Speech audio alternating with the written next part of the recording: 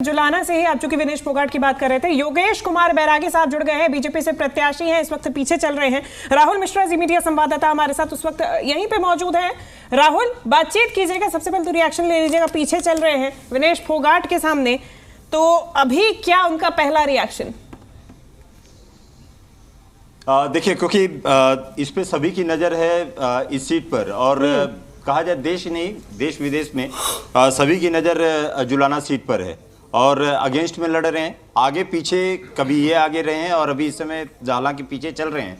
11 round की counting हो चुकी है अभी। क्यों योगेश जी, तो लगता है कि अब बढ़त फिर आप लोगों की बनेगी या अब कहीं पीछे ट्रेल कर रहे हैं?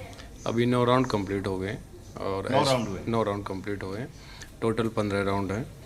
और as per the unknown source she is leading by almost 4,000 वोटों से। अभी तो बाकी की, अभी तो क्लाइमैक्स बाकी है, 6 राउंड्स बाकी है। तो अभी जहाँ एक गढ़ था, गढ़ इज ऑलरेडी जा चुका है, अभी बाकी है सारा का सारा जो बीजेपी का जो वोट बैंक से सारा बाकी है। तो ऐसा कुछ नहीं है कि अभी 9 में से अभी 7 राउंड में मैं आगे था, 2 राउंड में अभी वो आगे निकल के गई है। अभी देखते हैं, अभी काफी राउंड्स बाकी है। तो मतलब आपका कहना है कि वो गढ़ से अब आगे तो निकल साहब चुकी को बता दीजिए कि पता नहीं उनके पास कौन से फीडबैक आ रहे हैं, जो कि विनेश फोगाट शुरुआती जब से बैलेट पेपर खुले तब से ही आगे चल रही हैं। तो पिटारा खुला है, जो एक्सपेक्टेशंस उन लोगों की ये थी। नहीं, मैं आपको एक चीज बता दूं कि एक और इन्फॉर्मेशन इसमें यह है कि जो विनेश फोगाट पीछे चल रही थी, फिर उसके बाद क्योंकि 2-3 राउंड के बाद उसके बाद विनेश फोगाट पोस्टल बैलेट में आगे थी, लेकिन उसके बाद यहाँ पर योगेश बैरागी जी ने आगे फिर उसका बढ़त बनाई। उसके बाद फिर विनेश फोगाट अभी आगे हो गई हैं।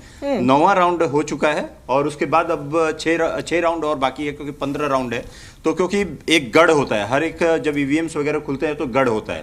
तो ये जिस तरफ इशारा कर रहे थे कि उस गढ़ से विनेश फोगाट, जो गढ़ उनका था, उस गढ़ से आगे निकल चुकी हैं। तो अब कहीं ना कहीं अब बढ़त लगता है कि फिर से अब आपकी बनेगी। मैं पूरे जुलाना वासियों को इसको लेकर के मैं बहुत आभार व्यक्त करता हूँ, जिन्होंने बहुत अच्छे से इलेक्शन कंटेस्ट किया और जो उनकी एक्सपेक्टेशंस थी कि ब्रेकेबल वोट्स उनको आएंगे, उसमें बहुत अच्छे से भारतीय जनता पार्टी को वोट्स मिली हैं।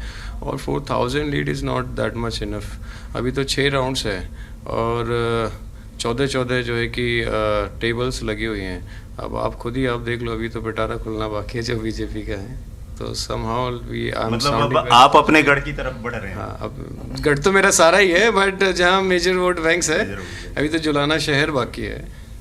लेकिन एक ये क्योंकि सभी की निगाह इस सीट पे थी, जुलाना सीट पे, एक दिशा राजनीति की जरूर देखा जाएगा कि आखिर में जो आंदोलन था उसको लेकर के सवाल भी उठे, या आप लोगों ने भी उठाया या उन लोगों ने भी सवाल उठाया।